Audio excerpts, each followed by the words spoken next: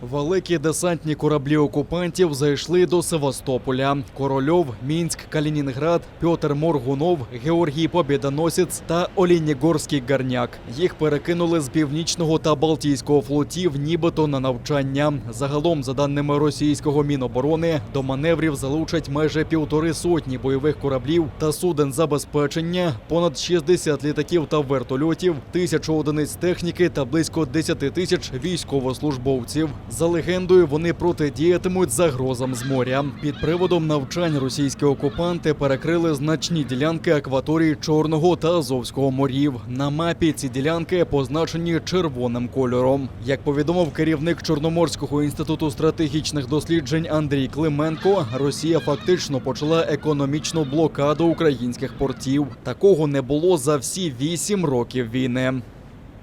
Не хочемо ніякої паніки, але це дуже схоже на підготовку до чогось на кшталт морської блокади українських портів, про яку ми 2 роки попереджаємо. Це треба зупинити на найвищому міжнародному рівні. А паніки не треба, тому що при слові «блокада» першими будуть змінювати свої плани судновласники. Треба об'єднати всі зусилля зараз.